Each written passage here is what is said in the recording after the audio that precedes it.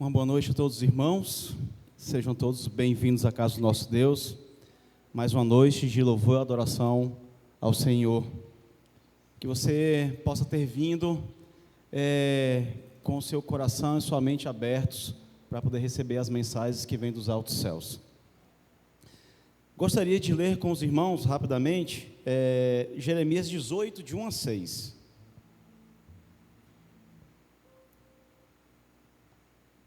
Nos fala o seguinte.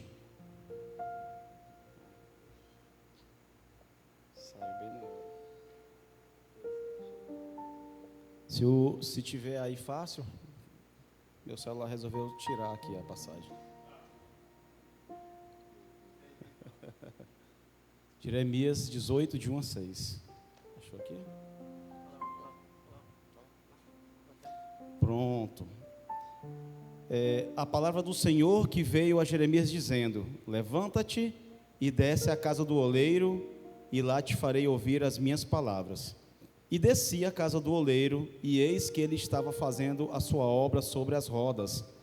Como o vaso que ele fazia de barro quebrou-se na mão do oleiro, tornou a fazer dele outro vaso, conforme o que pareceu bem aos olhos do oleiro fazer. Então veio a mim a palavra do Senhor dizendo: não poderei eu fazer de vós como fez este oleiro, ó casa de Israel?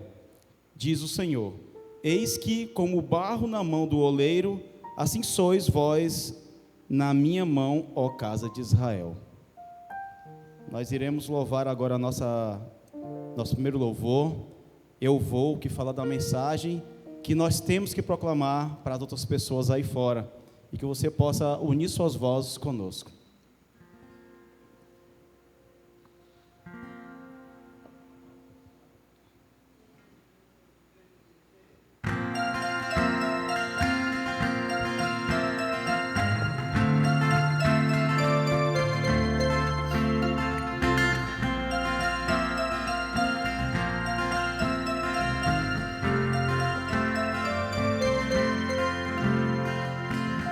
Eu não serei aquele que ouve apenas por ouvir.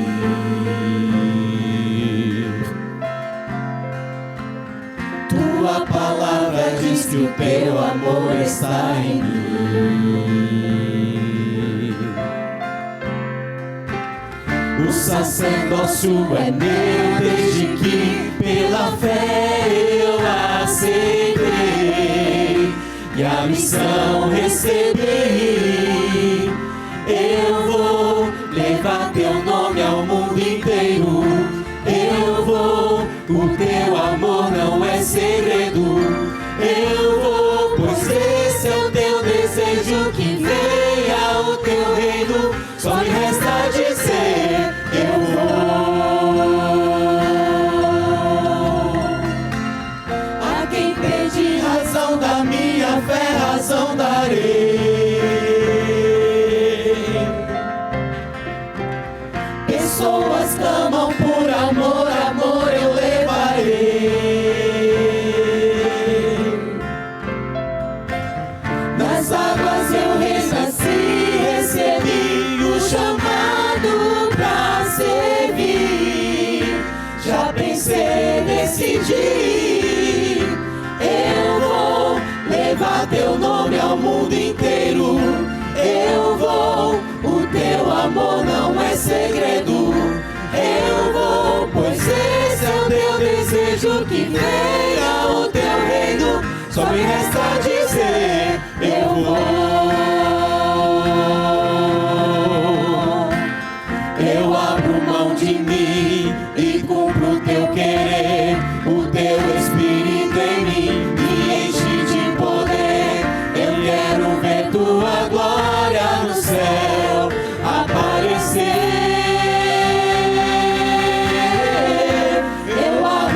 De mim e cumpro o teu querer, o teu Espírito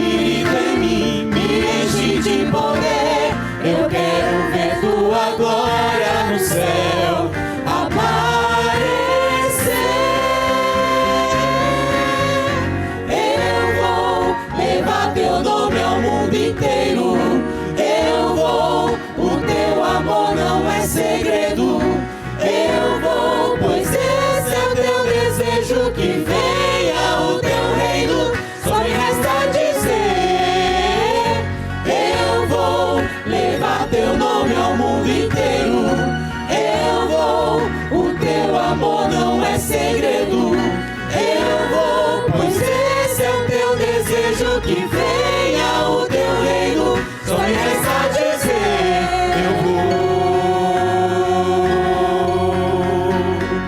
Só me resta dizer, eu vou.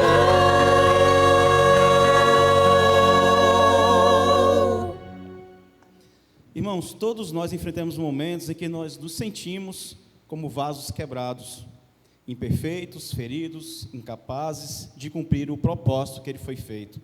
Deus é o oleiro que molda as nossas vidas. Mesmo que o vaso esteja quebrado, ele não desiste de nós, mas ele trabalha para nos restaurar e nos transformar em instrumentos do seu propósito eterno. Por favor, coloque-se de pé nesse momento. Vamos cantar as estrofes dos próximos 2 hinos, que vai falar justamente sobre essa entrega e essa nossa necessidade de ser transformados nas mãos do nosso Deus. Confie e nas mãos do oleiro.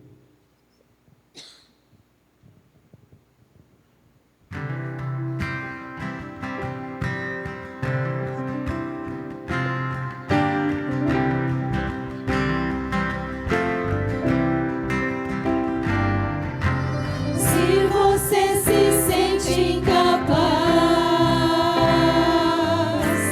se a tormenta ronda o seu lar, não se esqueça, Deus traz refúgio e paz.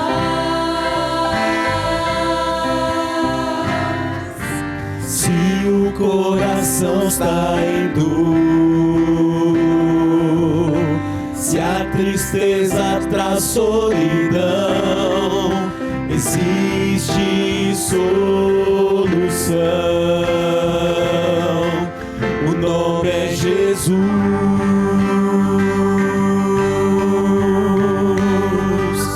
Confie no Senhor, pois os montes Ele moverá. A vitória já é certa. Jesus Cristo não falhará.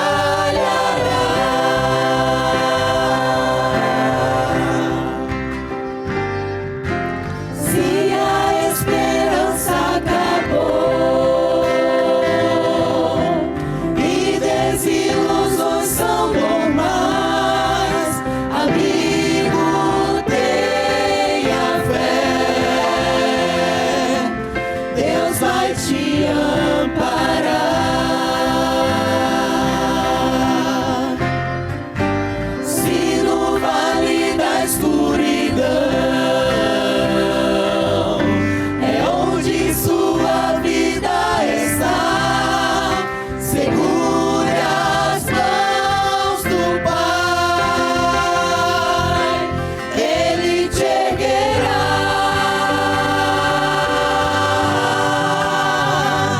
Confie no Senhor, pois os montes Ele moverá. A vitória já é certa. Jesus Cristo não falhará.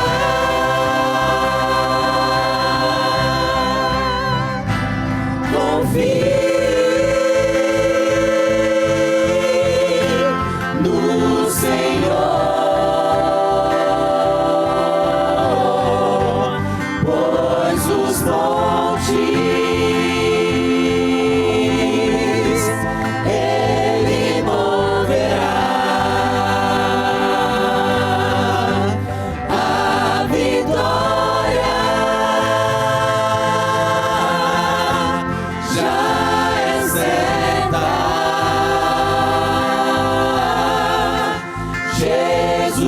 Cristo não falhará.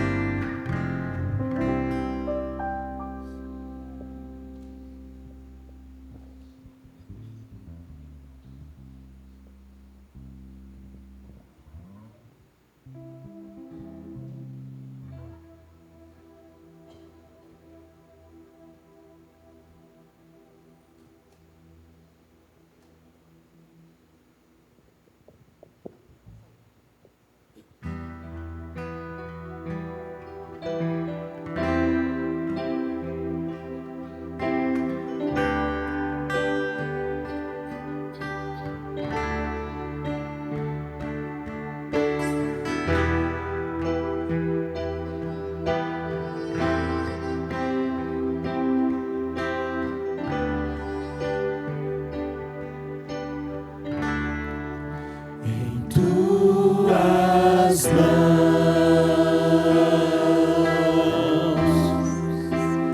eu sou pó,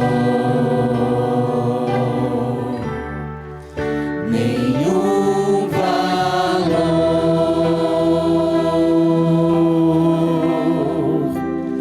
barro sou.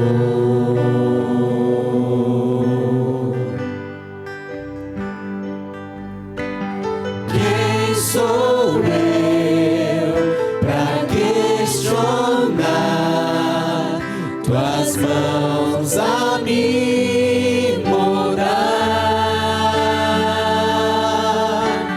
Tu és Deus, artesão de mim.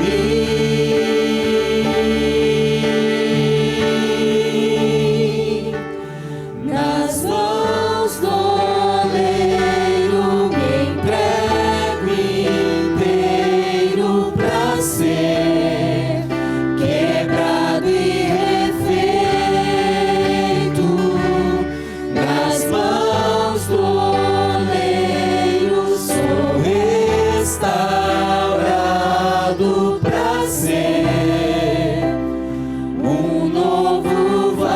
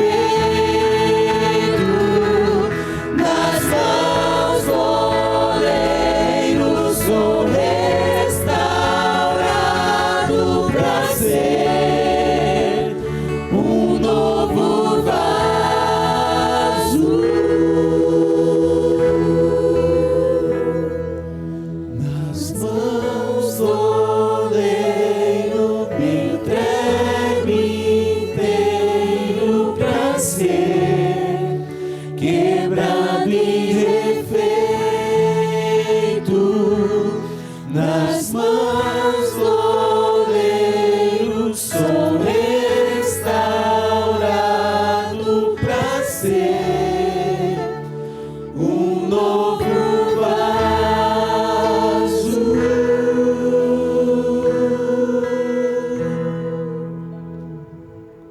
Oremos. Pai, eterno Deus, que no céu habita, a Ti, Senhor, toda honra e glória e louvor, pois só o Senhor é Deus. Obrigado, Pai, por estarmos aqui, todos reunidos, no Teu santo templo, para que possamos Te render louvores e graças. Pai, muito obrigado por todo dia em que o Senhor esteve nos guardando, nos protegendo. O Senhor derramou as Suas bênçãos desse dia em nossas vidas. E por essas razões e outras mais estamos aqui. Que o Senhor possa trazer a mensagem dessa manhã através do Teu mensageiro, que ele possa ser o Teu instrumento, o Teu arauto para poder proclamar a Tua mensagem dessa noite que o Senhor preparou para nós. Seja feito o Teu querer, a Tua vontade. É o que te pedimos e agradecemos em nome de Jesus. Amém.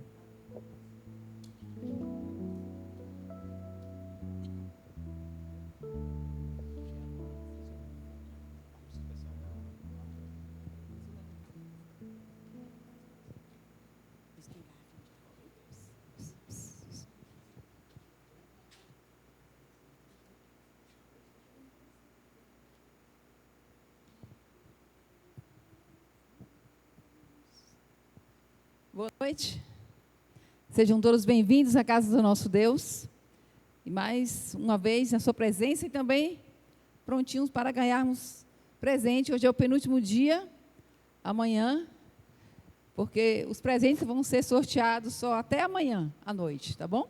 Sábado pela manhã e à tarde tem uma programação muito especial, e nós vamos ter batismo aqui sábado pela manhã, então não vai poder ter esses brindes aqui. Então, eu estou com a incumbência de entregar todos esses brindes de hoje para amanhã. Tarefa muito difícil, né, Neide? Ela ainda disse com certeza. Vamos ver quem é primeiro. Ivene. Não sei se pronunciei certo. Ivene. E dona Ivene tá gostando de ganhar prêmio, porque... Venha, dona Ivene, vem aqui, deixa eu lhe dar outro abraço. O Pai do Céu te abençoe ricamente. Tudo bom. Escolha 2 presentes. Você vai escolher. Você quer? Pode pegar? Então, leve essa vasilha. Você vai fazer um pudim e vai levar outro. Deixa eu ver. Vai levar outro. São 2. Tem que ser 2. Pronto. Leva a balança para você pesar o alimento. E ver se o pudim vai estar bem pesado. Tá bom? Deus te abençoe ricamente. Vai com Deus. Estou esperando você amanhã para ganhar mais, viu? Vamos ver se tem mais alguém. Tem. Quem é Rose? Rose. A Rose. Seja bem-vinda, Rose, é nosso meio. Que bom. E Rose veio com um garotinho. Vou dar um presente para ele também. Sobe aqui, tia. Seja bem-vinda, meu bem. Deixa eu ver aqui. Esse rapaz eu vou dar. Ó, rapaz, isso aqui é um umidificador. Tem uma forminha de um astronauta, mas serve. E você que quer escolher, eu posso pegar? Posso pegar, deixa eu ver aqui. Pronto. Volte mais vezes e o Papai do Céu te abençoe ricamente. E o garotão também. Mais um. Deixa eu ver agora quem vai ser aqui. Carlos, um homem agora, né? Que são essas mulheres que estão ganhando presentes. O Carlos está aí? Seu Carlos, venha, seu Carlos. Seja bem-vindo, seu Carlos, no nosso meio. Papai do Céu te abençoe ricamente. Sobe aqui, seu Carlos.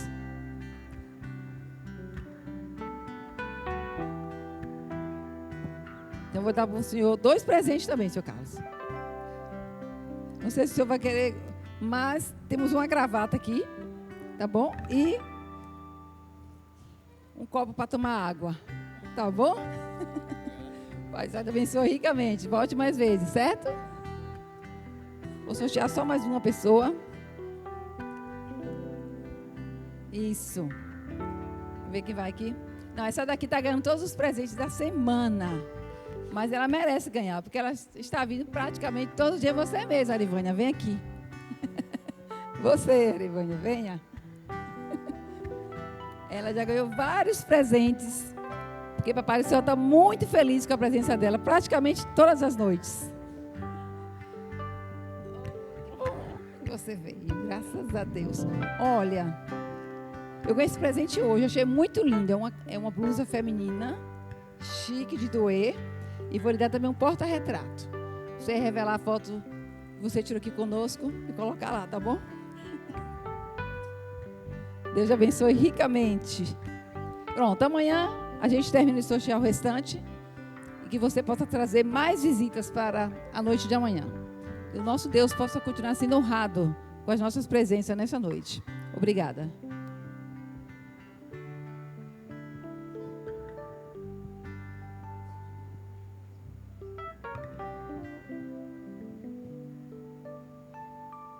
Amém, irmãos? Amém? Ou é o desânimo, é? A gente está trabalhando muito, mas a gente tem que lembrar. Eu fiquei vendo aí os irmãos chegando aqui, né? Os visitantes, né? Vai ter um dia, meus irmãos, todos nós seremos visitantes lá no céu, né? E disse que vai ter uma mesa de quilômetros, né? E ninguém vai ter problema de vista, né? Como eu, né?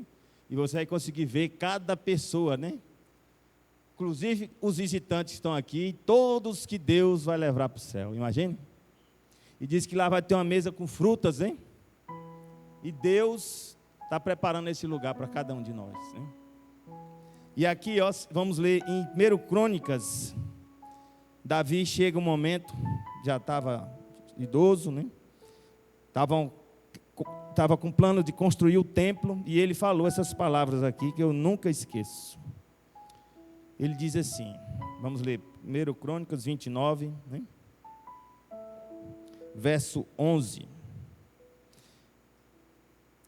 Tua é, Senhor, a magnificência, o poder e a honra e a vitória e a majestade. Porque teu é tudo quanto há nos céus e na terra. Teu é, Senhor, o reino, e tu te exaltaste sobre todos como chefe. E aí ele diz assim no verso 12, né? Crônicas 29, 12, 1 Crônicas. Riquezas e glórias vêm de ti. E nós buscamos riqueza, né? Alguns a riqueza é dinheiro, outros, né? Família, outro é saúde, né? E diz aqui, glória vem de ti. Tu dominas sobre tudo, e na tua mão há força e poder. E na tua mão está o engrandecer e dar força a tudo. Às vezes a gente está fraco, cansado, meio desanimado, né? E você pede a Deus e Deus te dá a força para continuar. E ele diz assim, no verso 14, porque quem sou eu e quem é meu povo, que tivéssemos poder para dar tão voluntariamente a semelhantes coisas. E aí tem dizendo, porque tudo vem de ti e da tua mão nós devolvemos. Amém? Então, meus irmãos, nós fomos criados para um dia, né, estar na presença de Deus. Esse é o plano original. A imagem e semelhança dele. Depois do pecado, tem acontecido tanta coisa ruim, né? Mas Deus nunca desistiu desse plano. É por isso que existe igreja, é por isso que existe uma programação como essa que está acontecendo aqui. Por isso que existe convites, para que Deus faça você lembrar que Ele está esperando você lá no céu. E eu vou fazer um convite. Não para você, né, vir batizar nem nada, mas aceitar o convite de Deus de estar no céu. Eu já estou aqui na frente, né? Quem quiser vir aqui à frente é convidado. Toca um sonzinho aí bom, né? Para a gente animar o espírito. Vamos vir à frente? Deus está esperando, né? Reservando um lugar naquela grande mesa. Todos são convidados. Aproveite, se você tiver um pedido especial, um agradecimento, vem aqui à frente. Deus tem prazer de que você esteja aqui com Ele. Amém?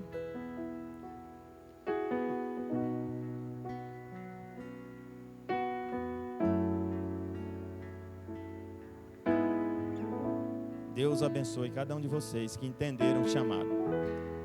Não fui eu que fiz não, viu? Pode ter certeza que foi Deus que fez o chamado. Eu só trouxe a lembrança. E Jesus não voltou ainda, pode ter certeza, porque tem algumas pessoas ainda que não se decidiram. E Jesus vai esperar cada uma delas ainda. Mas a Bíblia diz que vai ter um momento, Jesus vai dizer assim: está consumado. Olha, todos que queriam vir decidiram. Vamos fazer uma oração?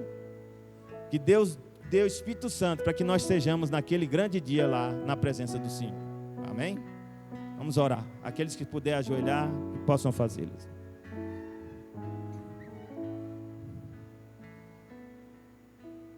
Senhor nosso Deus, agradecemos a oportunidade, Senhor, que nos dá estar aqui na Tua casa, podermos estar louvando a Ti, adorando a Ti, também Espírito e verdade, Senhor.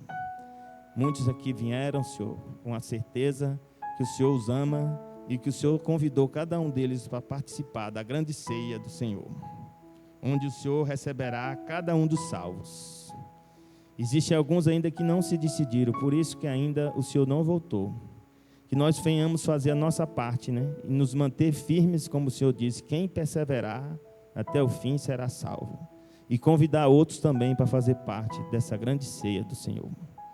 Esteja também com os pedidos, os agradecimentos que aqui foram feitos na mente, também em papéis, Senhor. Que o Senhor venha atender de acordo com o teu santo e bom propósito. Guarda-nos teu poder, que esteja com o pastor Emerson, com a mensagem que há de trazer, que seja para a honra e glória do teu nome, Senhor. E que, se nós não decidimos ainda o que tínhamos que decidir, que teu Santo Espírito esteja instando conosco, para que venhamos decidir, para a honra e glória do teu nome. Pedimos essas bênçãos e agradecemos em nome de Jesus. Amém.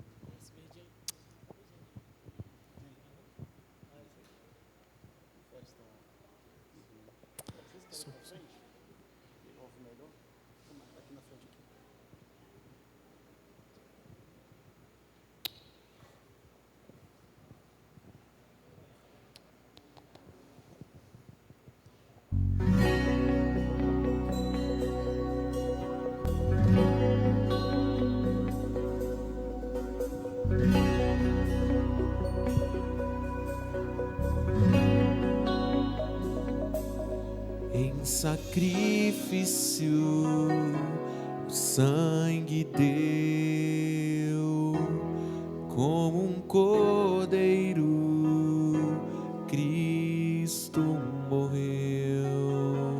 Quando o pecado separou,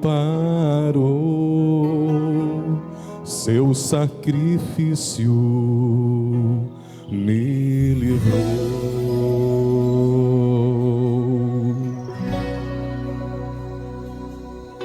O meu salário é morrer, mas Jesus veio para eu viver. Só pelo sangue que derramou, Cristo Cordeiro me salvou. Quero que Deus transforme o meu coração e que me torne em morada para si. Pelo seu sangue me purifique e um santuário faça em mim.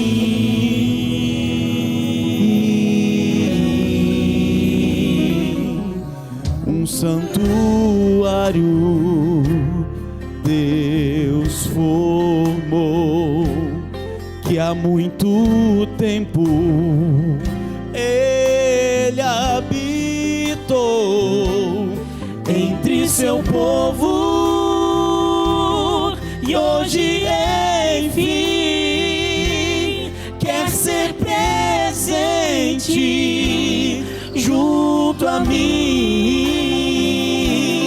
Quero que Deus transforme o meu coração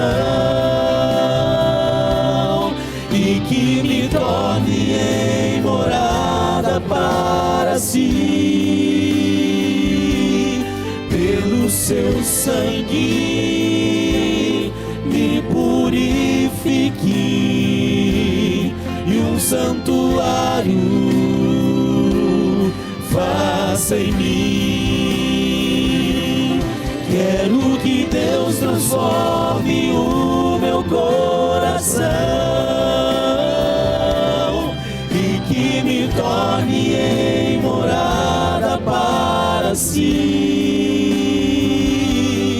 Pelo seu sangue me purifique e um santuário faça em mim, e um santuário faça em mim.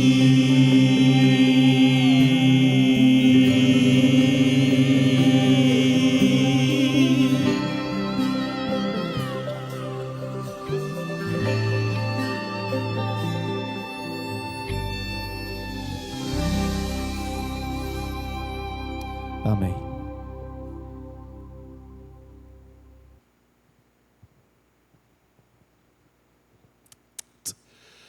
Boa noite a todos, bom revê-los, e eu estou concluindo que estamos chegando aí ao final da nossa semana.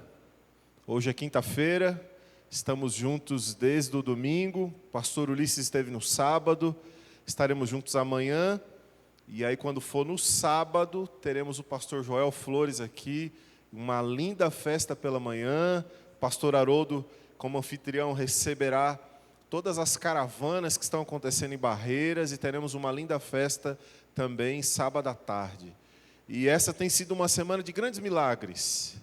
Deus tem falado ao meu coração e eu quero acreditar que de alguma forma, obrigado irmã, Ele também está falando ao seu coração, com tudo aquilo que nós temos estudado ao longo dessa semana especial. É uma semana de evangelismo, os temas têm sido cristocêntricos, para nos ajudar a tomar decisões em direção a Jesus. E não vai ser diferente, viu? Está aqui o cartaz da celebração. Essa tarde é a celebração da Escola de Evangelismo. Então, há mais de 30 pontos de evangelismo espalhado aí por toda Barreiras.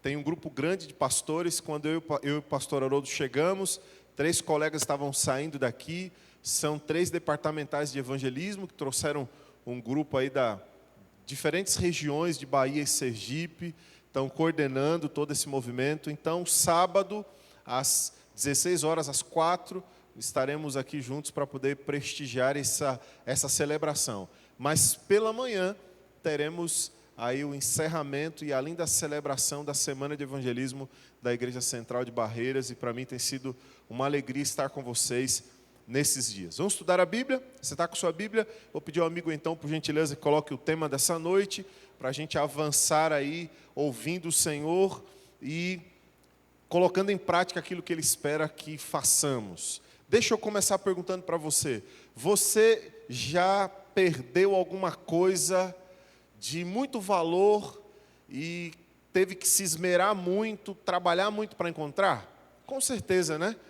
Tem gente, por exemplo, que está com o telefone, falando com alguém e diz assim, quando eu encontrar meu telefone, eu vou. E está falando com a pessoa com o telefone. Tem outros que procuram a chave do carro para descobrir que a chave do carro está onde? No bolso. É assim com você? Já aconteceu alguma vez? Quem usa óculos, por exemplo, né? O óculos está no rosto e a pessoa, não, quando eu encontrar o óculos, eu vou fazer o que tenho que fazer. E é comum, às vezes, nós esquecermos algumas coisas, perdermos algumas coisas. Eu me lembro, por exemplo, que eu e a minha esposa fomos convidados para um casamento de gente que tinha bastante dinheiro, igual vocês aqui, viu? E era um casamento tão chique que nós tínhamos comido a entrada e eu já estava de barriga cheia.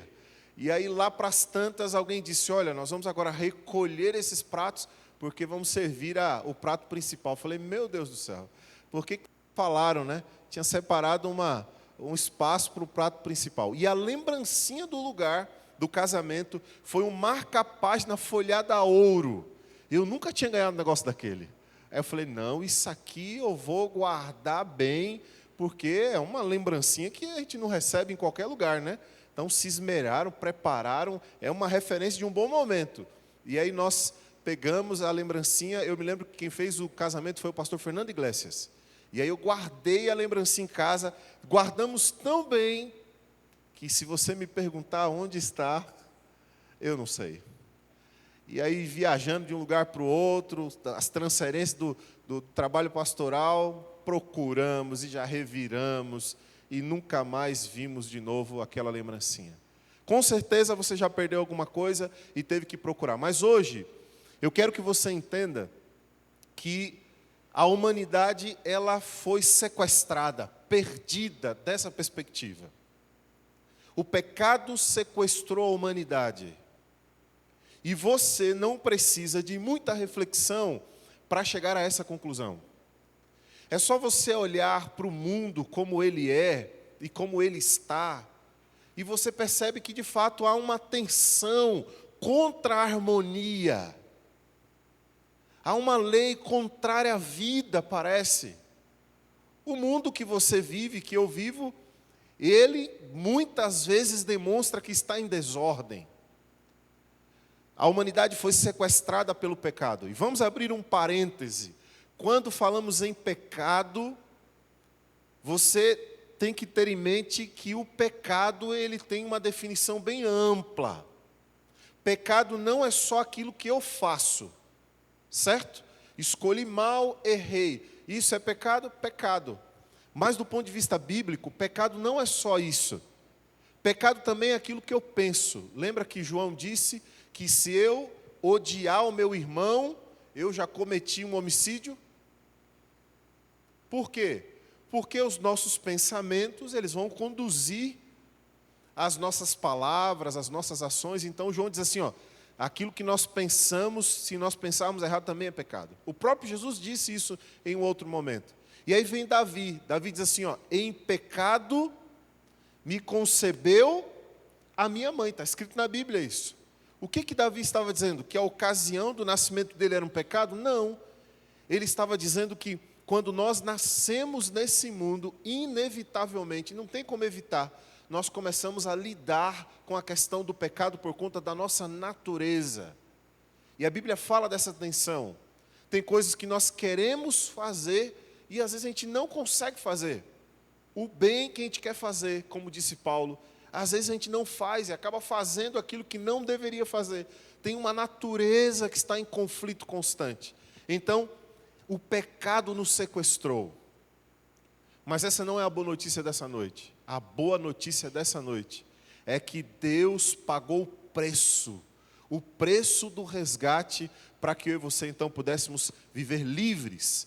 E há um texto na Bíblia que eu amo demais, e eu vou curtir muito estudar com você esse texto essa noite, porque ele é muito especial para mim e você vai entender por quê. Então abra sua Bíblia, está lá na primeira carta de Pedro, está ali os versos 18 e 19, mas nós vamos ler também o verso 20, tá? 1 Pedro, capítulo 1, nós vamos ler o verso 18, 19 e 20. Para quem Pedro está escrevendo? Ao contrário da maioria das cartas do apóstolo Paulo, Pedro não está escrevendo para uma igreja específica, como Paulo escreveu para a igreja em Corinto, para os romanos, para uma pessoa. Paulo escreveu para Timóteo, para Tito. Não, Pedro não está escrevendo para uma pessoa ou para uma igreja.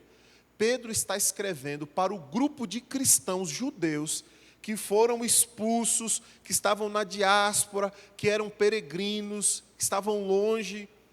Então, em certo sentido, a carta de Pedro é uma carta universal.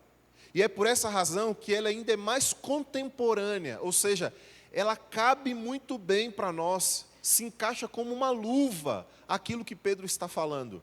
Porque ele tem um olhar assim mais amplo, bem generalista no sentido de que para quem a carta está sendo endereçada.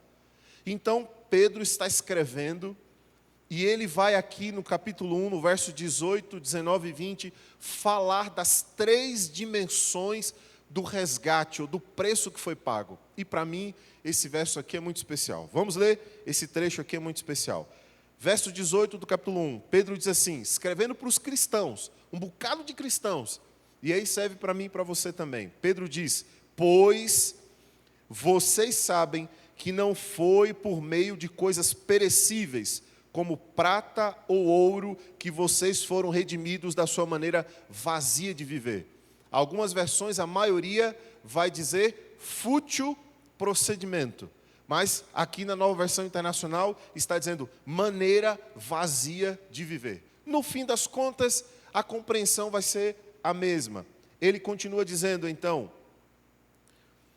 redimidos da sua maneira vazia de viver, transmitida por seus antepassados, mas pelo precioso sangue de Cristo, como de um cordeiro sem mancha, sem defeito, conhecido antes da criação do mundo, revelado nesses últimos tempos em favor de vocês. Pedro está escrevendo aos cristãos, a mim e a você, e ele está dizendo assim, quando o assunto é sermos resgatados, estávamos perdidos e sermos encontrados, existe 3 dimensões.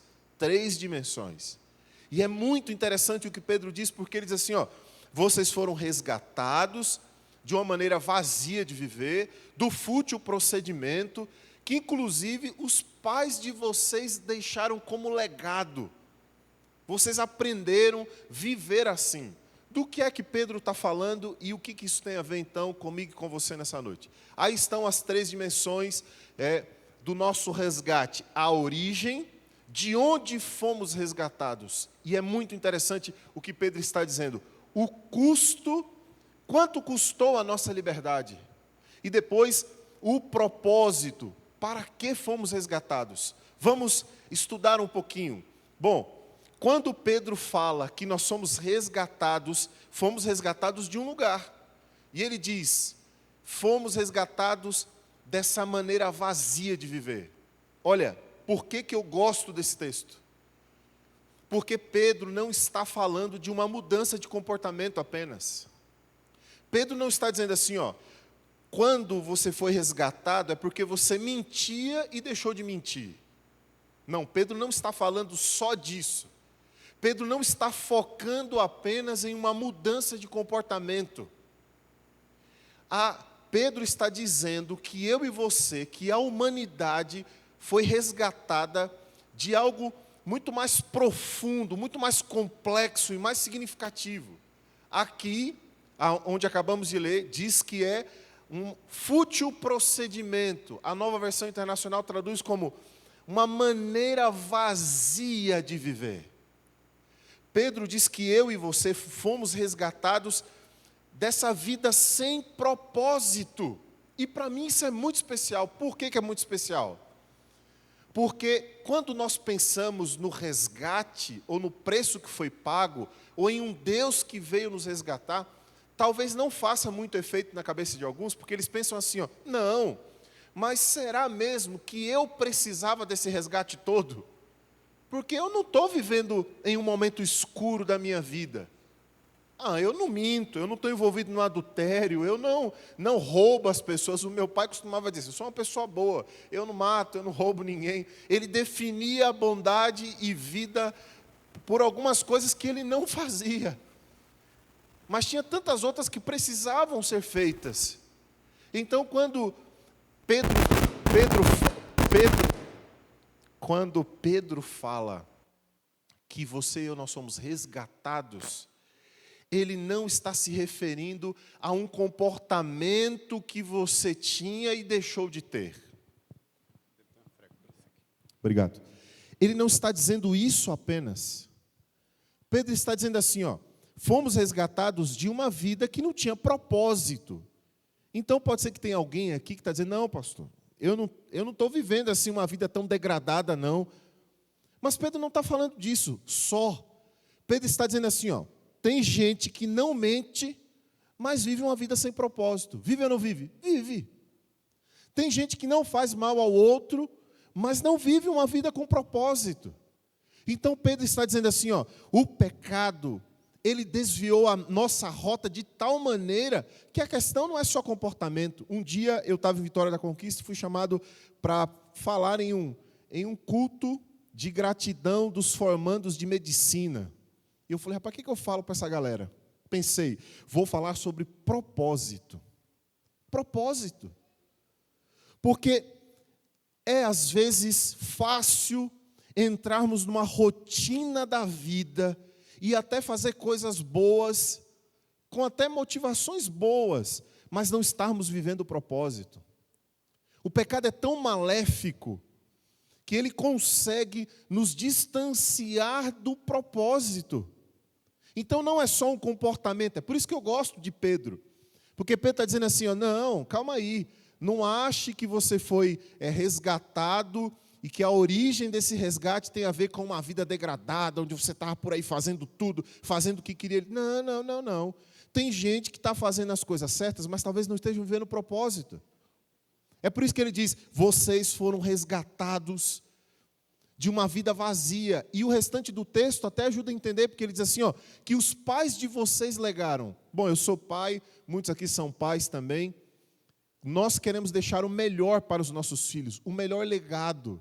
E quando Pedro diz assim, ó, vocês foram resgatados de uma maneira vazia de viver, que vocês aprenderam com os pais de vocês, ele estava fazendo uma crítica, talvez, à moldura da religião vazia dos fariseus, dos saduceus, do judaísmo, que tinha perdido seu significado, que viu o Messias vir e não reconheceu. E eles faziam um monte de coisas boas. Eram, quem sabe, na prática, melhores do que eu. A Bíblia diz que eles devolviam o dízimo das hortaliças pequenininhas. Mas Jesus disse, vocês estão negligenciando os preceitos mais importantes da lei. Então Pedro está dizendo, olha, cuidado, para você não achar que só quem precisa de resgate é alguém que está vivendo uma vida degradada. A pergunta que você tem que se fazer nessa noite, melhor, a pergunta é, eu estou vivendo o propósito de Deus para a minha vida? Ou de alguma forma o pecado, o mundo de pecado, não é o pecado que você está fazendo, o mundo de pecado me desviou do propósito, eu saí do centro. E o pecado, ele é tão terrível porque ele nos faz uma promessa, né? Qual é a promessa do pecado? Liberdade. Você pode viver livre. Mas quando você vai para a realidade daquilo que o pecado entrega, é liberdade? De jeito nenhum. Você é mais inteligente do que eu, consegue concluir com facilidade, e é até subestimar a sua inteligência fazer essa pergunta. Mas o pecado não entrega liberdade. É uma escravidão em um mundo de vida vazio. E para mim, é a minha opinião aqui, você pode discordar, não tem problema. Quando estivermos na Bíblia, eu oro para que você concorde. Mas na minha opinião, você pode discordar, a gente vai continuar sendo amigos. Mas para mim, esse é um dos maiores problemas do século que vivemos. Uma vida sem propósito. Uma vida vazia. Uma vida que não entende por que está aqui, aonde tem que chegar e quem de fato você é. Isso faz com que as coisas, isso faz com que a vida aqui, as conquistas, as bênçãos, os relacionamentos percam o sentido. Percam o sentido. Então, nós fomos resgatados desse vazio. O pecado nos colocou em uma rota de uma vida sem sentido. Por mais que façamos aquilo que seja certo, se nós não fôssemos resgatados, nós viveríamos uma vida vazia, fútil, sem sentido, sem propósito. E qual é o estado desse cativeiro, né? O pecado, nós, de onde fomos resgatados? Fomos resgatados dessa escravidão do pecado, claro, os hábitos, a forma como nós vivemos de forma prática, está incluído na orientação de Pedro. O pecado nos separa, Isaías diz que levanta, as nossas iniquidades fazem uma separação entre nós e Deus, e aí as coisas perdem o sentido. Sem Deus, falta o principal. Outro dia uma mãe lá no meu distrito disse assim: pastor, você precisa aconselhar a minha filha, ela é jovem. Eu falei: por quê? Porque ela está querendo namorar. Eu falei: tá. E eu perguntei: vem cá, o camarada lá, o varão, é cristão? Pronto, então já começou com o que mais importava. E aí o restante a gente vai avaliar agora.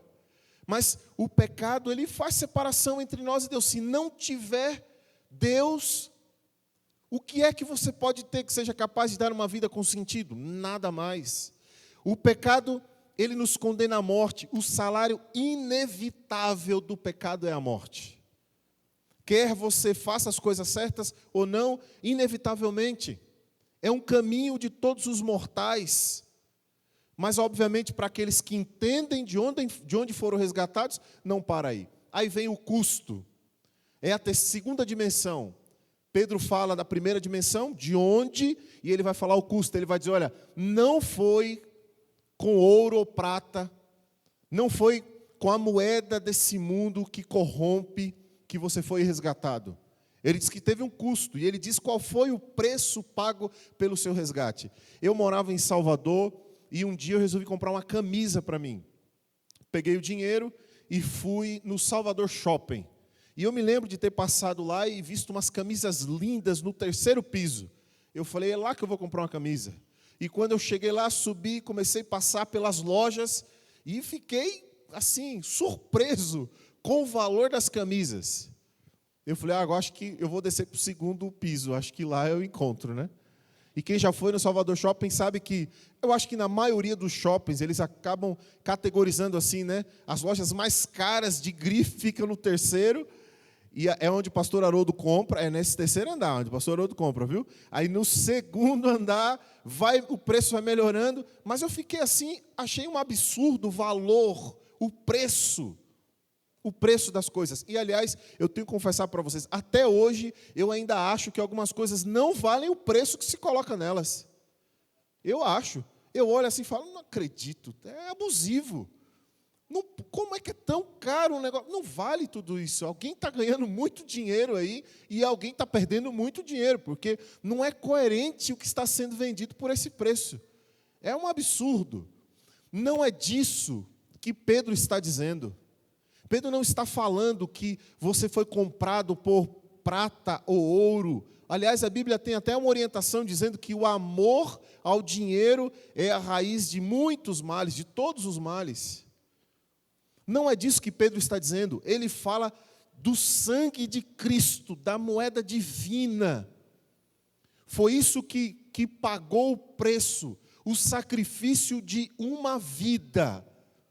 Eu não sei se vocês já leram essa frase aí do John Kennedy, em 1961, em seu discurso de posse no dia 20 de janeiro, ele disse assim: não pergunte o que a América vai fazer por você, mas pergunte o que você vai fazer pela América. Você concorda com isso, sim ou não? Não concorde com isso. O problema é que a maioria, para não dizer quase 100% das religiões hoje, elas têm essa mesma premissa. A premissa é: o que é que eu vou fazer para Deus? Essa é a base de toda religião pagã. O que eu vou fazer para Deus? O que eu vou fazer para ser salvo? O que eu tenho que fazer? Qual é o valor que eu tenho que pagar para me salvar? Essa verdade não é uma verdade bíblica. Você não encontra isso na Bíblia. De Gênesis a Apocalipse, você encontra um Deus que busca você. Lembra?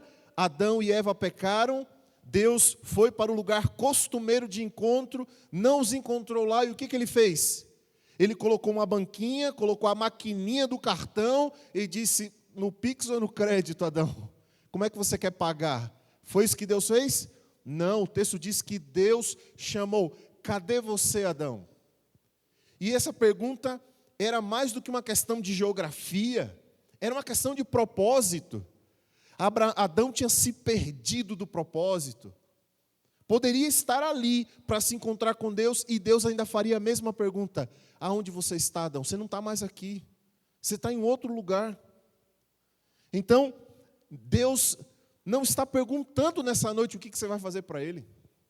Não está perguntando, porque salvação não é construída sobre essa base. O privilégio que eu e você temos e tivemos nessa manhã de recebermos a misericórdia de Deus que se renovou, não tem que ver com aquilo que você fez ontem. Tem que ver? Se tivesse, talvez alguns de nós não estaríamos aqui. Não é verdade? Porque nós erramos, não somos perfeitos, não temos como pagar. Não temos como pagar. E então essa não pode ser uma verdade espiritual para você. Houve um preço que foi pago e você não tinha como pagar. Não foi uma multa. Um dia eu estava andando na linha verde e aí passei por um dos postos da Polícia Militar Rodoviária e eles me pararam.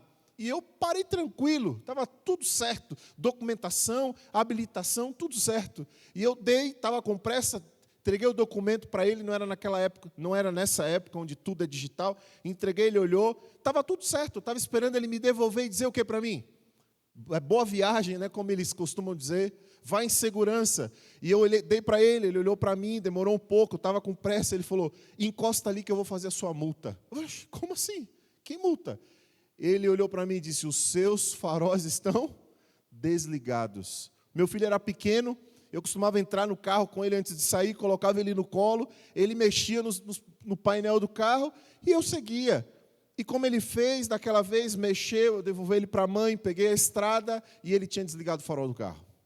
E eu estava no trajeto achando que o farol estava ligado. Ele disse, não, encosta ali que eu vou ter que te dar uma multa. E eu contra-argumentei com ele, falei, amigo, eu saí de casa, o farol estava ligado. Alguma coisa aconteceu, talvez o meu filho desligou antes de sair. E ele, você acha que ele foi complacente? Você acha que ele olhou e disse assim, não, fica tranquilo que eu também tenho filho, sei que isso acontece.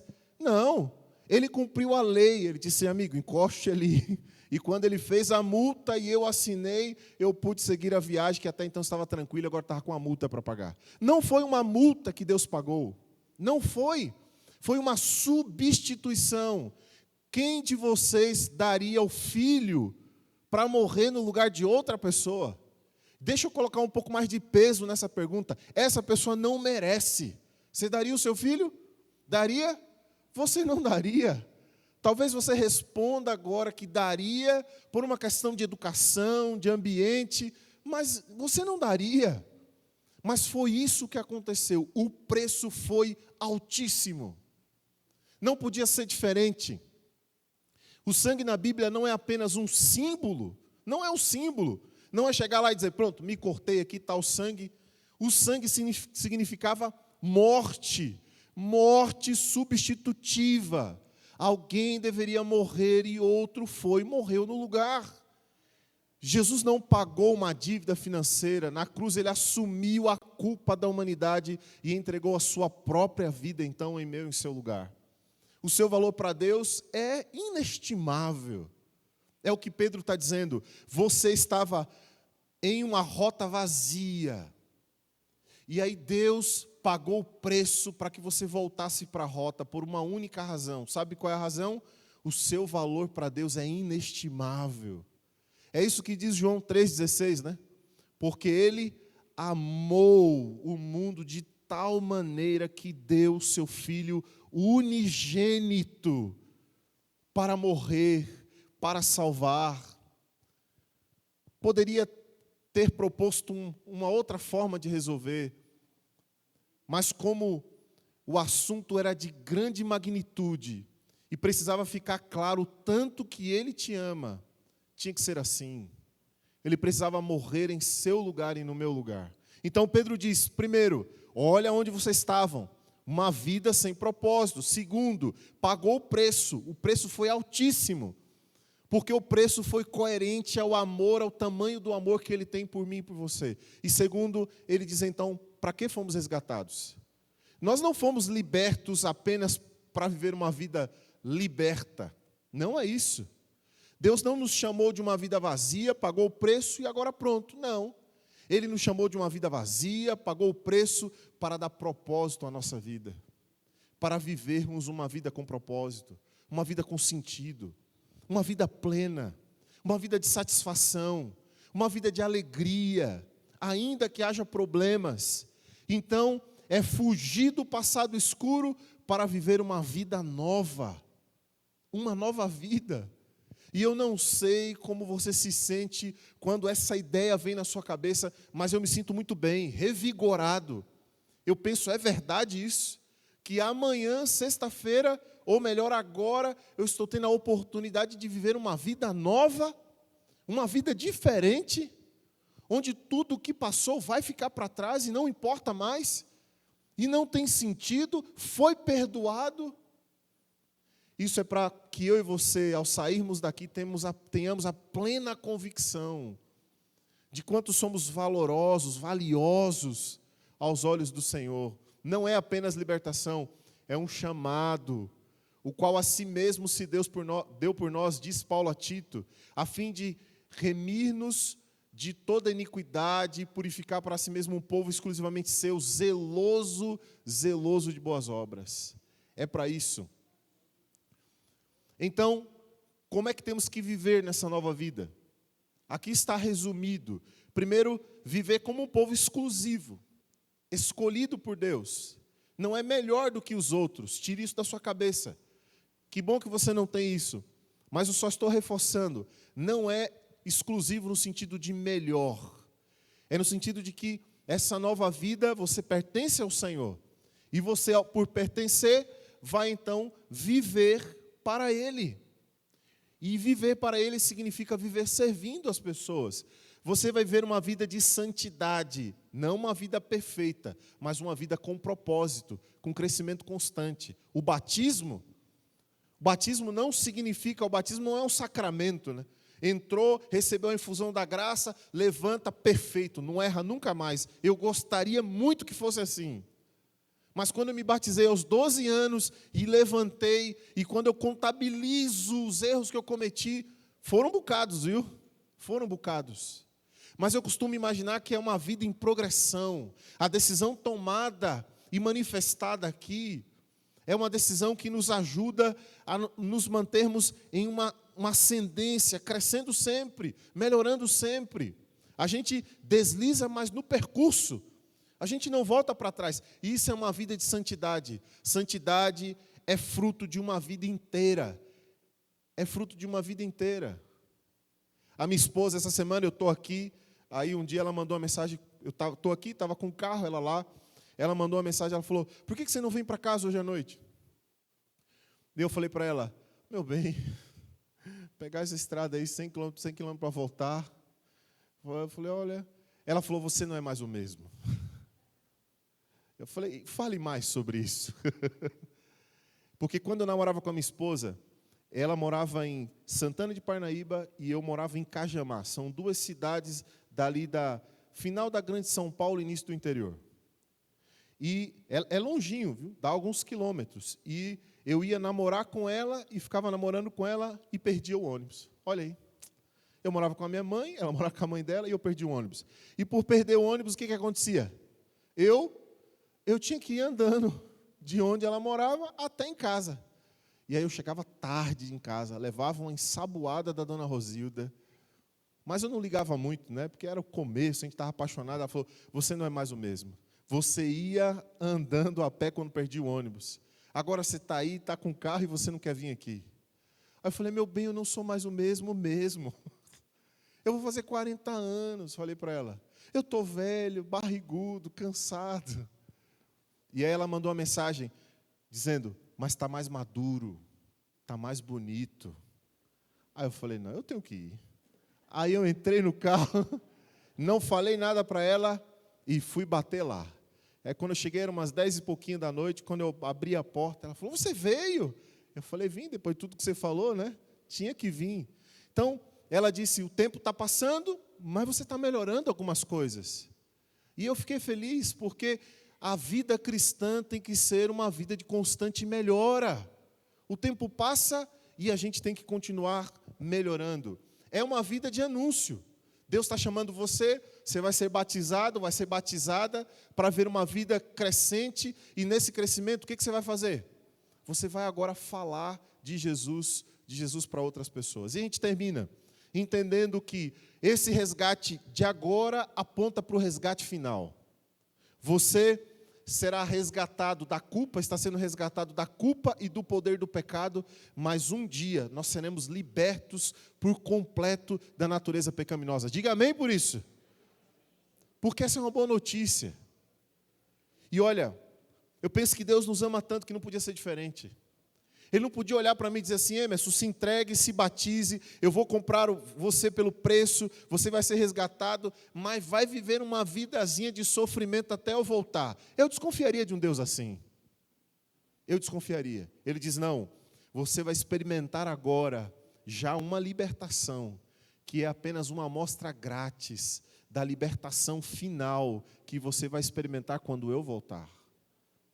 E é por isso que, apesar de todas as dificuldades, eu e você podemos viver uma vida então feliz.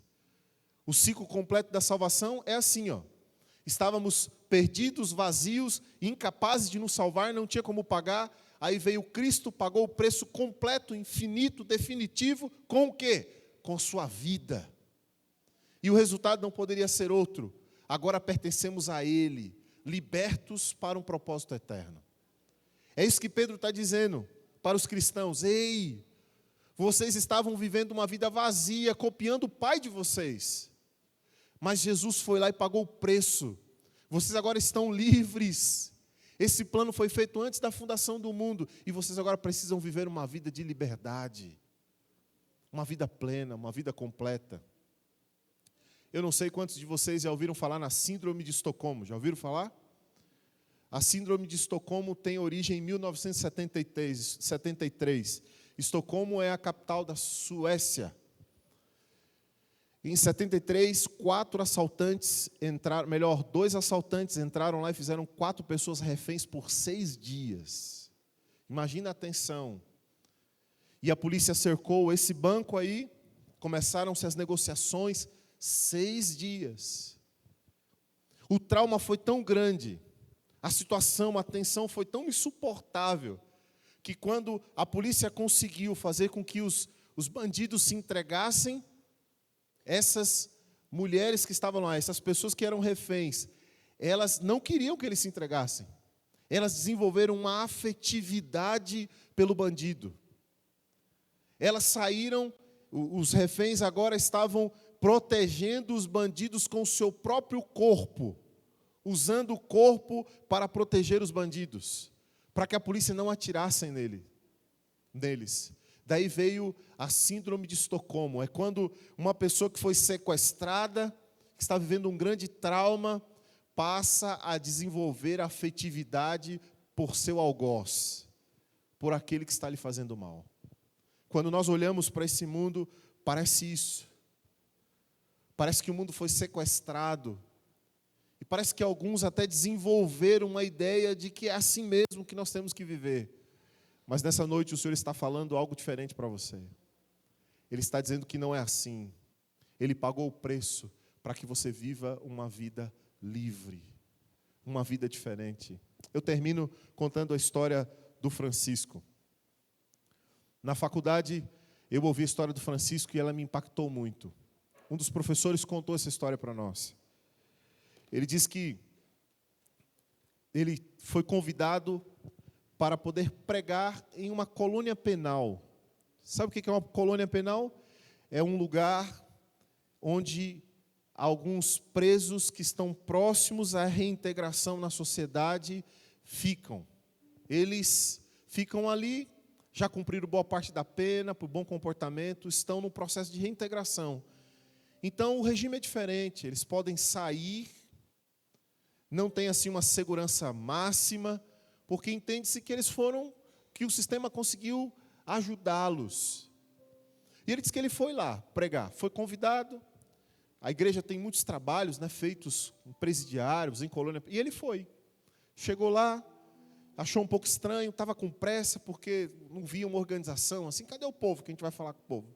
E aí ele falou com o irmão que tinha convidado ele, né, disse: amigo, e aí, os detentos chegam ou não? Porque eu tenho um compromisso depois, me ajude, por favor. E o detento falou: não, e o irmão falou: não, pastor, eles já estão aí. Eles? É. E ele disse que já notou uma diferença, porque, de fato, o semblante era diferente, o comportamento diferente. Diz que eles sentaram, ele pregou, estava com pressa, e no final, antes de sair, um dos detentos chamou ele, o Francisco, e disse: pastor, eu posso conversar com o senhor?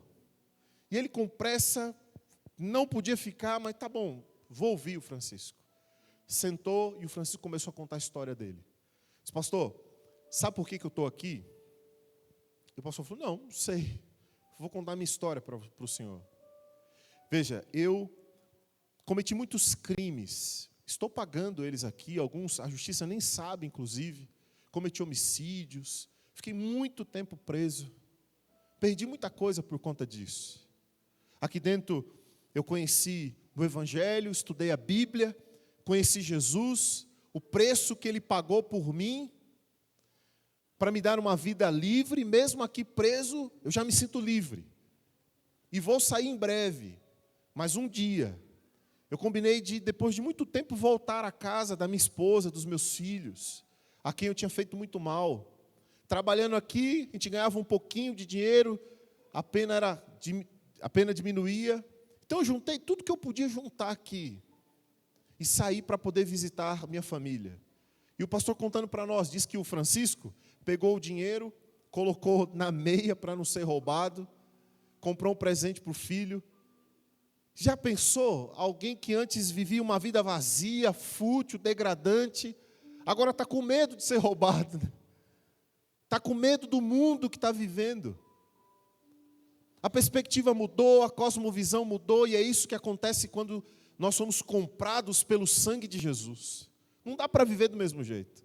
Francisco chegou na velha casa, na periferia da cidade, viu que a porta estava entreaberta, reconheceu o ambiente, entrou. Diz que quando ele entrou, ele contando para o pastor e o pastor contando para nós, no último ano de teologia, para nos impressionar acerca do poder transformador de Jesus e do preço que é pago e da vida nova que nós temos que viver. Ele diz que quando o Francisco entrou, o Francisco contando para ele, olhou, viu a esposa tomou um susto, não esperava ele ali. Diz que viu o filho rabiscando um caderno velho em cima da mesa, ele com o presente na mão, um pouco de dinheiro na meia. Diz que quando olhou lá no canto, tinha um outro homem lá na casa. O tempo passou, o Francisco tinha feito muita coisa mal, de ruim para a família. A vida seguiu, a esposa arrumou outra pessoa. E ele disse: pastor, na hora que eu entrei e vi uma pessoa lá, meu filho, a minha esposa, veio uma voz na minha cabeça dizendo: adivinha o quê? Francisco, você vai pegar uma faca, você vai matar primeiro ele, depois você vai matar sua esposa, depois você vai tirar sua própria vida. E o seu filho, deixa aí que alguém vai cuidar. Ele disse: pastor, esse era o velho homem. É a vida pregressa, vazia, fútil, sem sentido. E até coisas boas, certas, mas que não faz sentido, não encaixa. É um grande quebra-cabeça com um monte de pecinhas que não encaixam, quando de fato a gente não tem o que tem que ter. E ele diz que na mesma hora em que ele ouviu essa voz, ele ouviu uma outra voz. E essa voz tem nome, chama-se Deus Espírito Santo, que dizia para ele: mas Chico, você não é mais essa pessoa. Não foi para isso que eu te libertei. Deixa o presente, deixa o dinheiro, dê meia volta e saia. Ele disse: pastor, eu comecei a chorar. A minha esposa olhava para mim e não me reconhecia, porque raríssimas vezes ela tinha me visto chorar. E ela olhava para mim espantada e eu comecei a chorar. Deixei o presente, deixei o dinheiro, dei um abraço no meu filho, dei meia volta e estou aqui cumprindo os últimos dias para então ficar livre. A história do Francisco real é uma ilustração do que Pedro está dizendo. Eu e você fomos salvos e comprados de uma vida qualquer, pelo preço de Jesus, pelo sangue de Jesus, para viver uma vida nova. Na minha família tem um Chico, tio da minha esposa, bebeu a vida inteira. Quantas vezes eu visitei ele e a família, numa situação terrível, terrível, terrível. A situação era tão terrível que os outros familiares não queriam visitar. Eu estava no colégio, quando eu saía do colégio com a minha esposa e ia para a casa da mãe dela ou para a minha casa, a minha esposa sempre dizia, não, vamos lá visitar meu tio. E nós íamos, era um dos poucos da família que ia visitar, porque a situação era muito complicada, muito complicada. Oramos pelo Francisco, convidamos para ele ir à igreja várias vezes. Um bom homem, mas tomado pelo vício do álcool, talentosíssimo. Mas quando bebia, uma outra pessoa, malquisto no bairro. Internamos o Francisco, esse outro.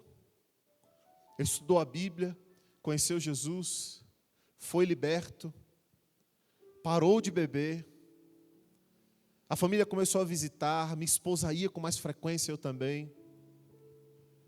Até que um dia, já aqui no ministério, recebemos a notícia que esse Chico estava com câncer, o tio da minha esposa. E pouco tempo depois, descansou. Minha esposa chorou, a família ficou triste. E ela disse para mim, eu agradeço a Deus, porque nas minhas orações, eu pedia para que o meu tio não morresse na sarjeta. Bêbado, largado. E Deus transformou a vida dele. Ele descansou. Mas descansou como uma pessoa digna. Como alguém que compreendeu o preço que foi pago. Que entendeu que nós podemos e devemos viver uma nova vida. Eu sei que não tem ninguém aqui como os dois Franciscos que eu contei. Eu sei que não tem. Mas eu amo o texto de Pedro, porque não está falando só de uma vida pregressa. Está falando de gente que talvez sente na igreja, tenha vindo aqui, mas que esteja vivendo um vazio. E ele diz, não tem razão para você viver assim, porque você foi comprado pelo precioso sangue de Jesus, para viver uma nova vida. Nós vamos orar agora. Eu queria que você ficasse em pé, para nós orarmos e terminar. Mas eu queria, antes de orar, a Glaurian está aí? Glaurian. É Glaurian? Pronto. O pastor Haroldo me disse que quando chegou, teve contato com a Glaurian, e a Glaurian disse, pastor, eu quero ser batizado no final de semana. Diga amém por isso. O pastor Haroldo ficou felicíssimo. Já correu lá no carro, pegou a ficha. Acho que já preencheu sua ficha, Glória. Vem aqui, por gentileza, você pode vir aqui? Eu quero orar por você. A Glória é uma demonstração prática de alguém que, sensível à voz do Senhor, entendeu o preço que foi pago. E agora vai viver uma vida nova. Vem cá, Glória. Quantos conhecem a Glória aqui? Todo mundo? Todo mundo te conhece, viu? A Glória tomou a decisão, o pastor Haroldo já preencheu a ficha dela, e no sábado ela vai apenas demonstrar de forma pública que ela reconhece que foi comprada por um alto preço, que a vida dela pertence ao Senhor, e que por isso ela vai viver uma vida nova, ainda mais feliz, mais plena. Eu vou orar por ela agora. Quero orar por você, todos que estão aqui, amigos, irmãos, os que têm tomado a decisão, para que você viva uma nova vida, para que você reconheça o preço que foi pago, e para que não haja nenhum vazio em seu coração. Feche os seus olhos então, vamos orar. Pai querido, nós estamos felizes, muito felizes, porque o Senhor nos trouxe a esse bom lugar, preparado, cada detalhe foi preparado para que o Teu Espírito acessasse o nosso coração. Abrimos a Tua palavra e há poder na Sua palavra. E nós queremos Te agradecer porque ouvimos a Sua voz. Entendemos que o Senhor nos fez para vivermos uma vida com propósito, uma vida plena, uma vida feliz. Vivermos como quem sabe quem é, por que está aqui e para onde está indo. E obrigado porque isso foi possível, porque Jesus morreu em nosso lugar. O seu sangue lavou os nossos pecados e nos deu a oportunidade de viver uma vida nova. E nós queremos Te agradecer por isso. Queremos dizer que nós aceitamos o sacrifício de Jesus. Queremos dizer que a nossa vida está exposta ao poder transformador do céu, para que o Seu plano, o Seu sonho se torne uma realidade na vida de cada um aqui. A Glória está aqui na frente. Ela corajosamente tomou a decisão de se entregar ao Senhor por completo. Nós queremos orar nesse momento por ela e por todos aqueles que estão tomando essa decisão. Senhor, que eles sejam abraçados por Ti, cuidados pelo Senhor, abraçados pela igreja, cuidado pela igreja.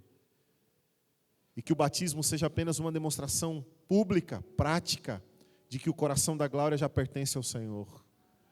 De que as suas bênçãos e os seus cuidados serão uma realidade ainda mais plena na vida dela. Que ela tenha a convicção de que essa é a melhor e mais importante decisão que ela está tomando. E que o Senhor a conduza por caminhos de grandes vitórias. E a todos nós, é a nossa oração. E nós oramos em nome de Jesus. Amém, Senhor. Amém. Amém. Amém. Glória, Deus te abençoe, viu? Deus abençoe.